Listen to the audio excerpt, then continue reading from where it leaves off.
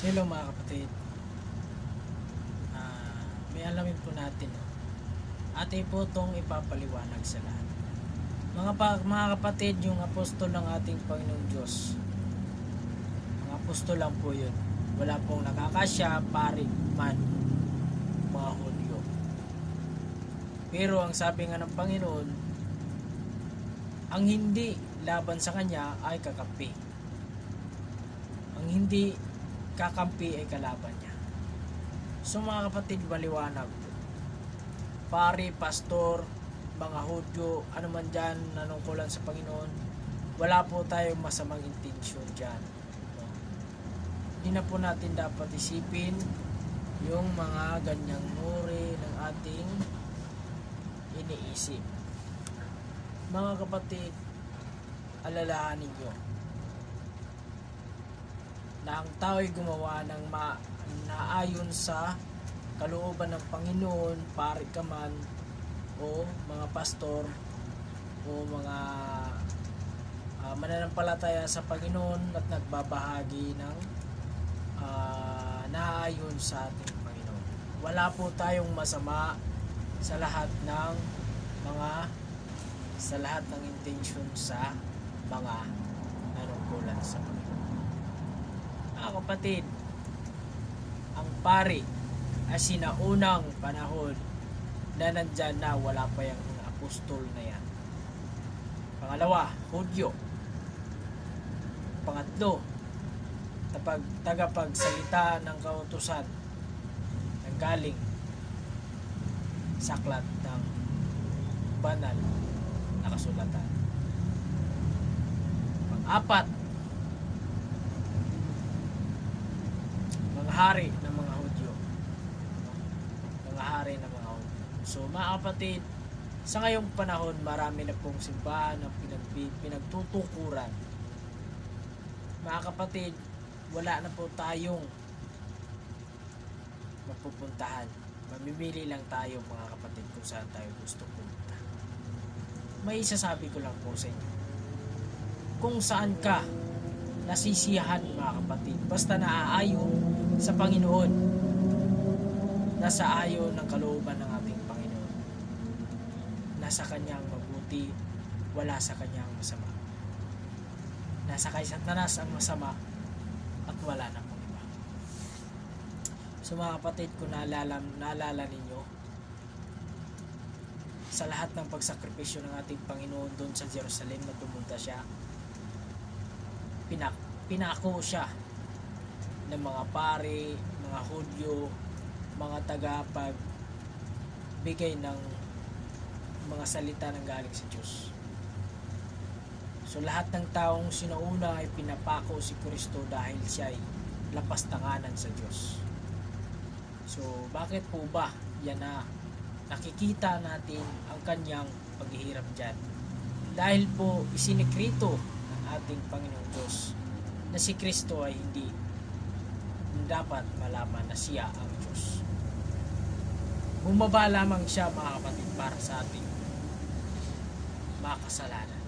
Para po ang ating kasalanan ay kanyang tutubusin sa pamagitan ng kanyang paghihirap at pagpapako sa krus. Nagbubuhat siya ng krus, nagbubuhat siya ng malalaking krus. So yan ang ibig sabihin yun mga kapatid. Alam ba natin mga kapatid, yung pinasa ng ating Panginoon Diyos, na kung ano ka talaga kabigat yung pinasa niya? Isang krus, buo talaga yun mga kapatid. Buo talaga yung krus na yun ang pinasa ng ating Panginoon Diyos ni Kristo. So kung maisip po ng mga kapatid, sobrang saklap ang nangyari sa kanya. Sobrang paghihirap at sobrang nakakaawa. Dahil po tayo makakaiyak na lang kung iisipin natin kanyang ginagawa para tayo lamang maligtas sa ating mga kasalanan. So bakit natin pa mga kapatid ginagawa nang hindi naayon sa ating Panginoon ang ating mga ginagawa kamundo dito sa mundo? Mga kapatid, ang nais ko lang po sa inyo na magkakaisa tayong lahat. Magkakaisa tayo at magtulungan at ipamahagi ang magandang balita na para po sa lahat ng tao. Hindi po natin dapat tayo yung nanungkulan sa Panginoon ay magkontrahan pa tayo. Mga kapatid, wala po tayong maidudulot na mabuti sa lahat ng tao sa ating pagdebatihan, no? So ang dapat natin gawin mga kapatid, yung debate na yan, kung gusto man ninyo alamin yung katotohanan, kayo-kayo lang mismo ang mag-usap. Huwag nyo po ipaalam sa lahat ng tao. Pakita. At pag once nakita kayo ng mga tao kung ano ang inyong ginagawa, ay mapapahiya ang mga tao ay malulungkot dahil po sila hindi nila alam kung ano talaga ang mangyayari sa kanilang debatihan. So mga kapatid, ang lahat ng pare, pastor, pare, hudyo, o ano man dyan, mga misyonary, mga pastor na galing sa ibang bansa o nandito sa ating Pilipinas, mga kapatid, isa lang po ang dapat nating isipin. Kung ayaw po nila, kung mali po kanilang sinabi, Diyos na po ang bahala sa kanila, sapagkat alam naman talaga nila ang katotohanan kasi binasa naman nila yan sa Bibles. Nasa Bible po yan. Hindi yan sila basta-basta nagbibigay bahagi kung hindi nila alam ang katotohanan. So mga kapatid, huwag na po natin isipin ang lahat. Basta ang importante, hindi po tayo sasamba sa ibang mga Diyos, no? Dahil nagsasamba sa Diyos, ano ba ibig sabihin? Yun po mga Diyos-Diyusan mga kapatid. So mga kapatid, huwag po natin sambahin sila.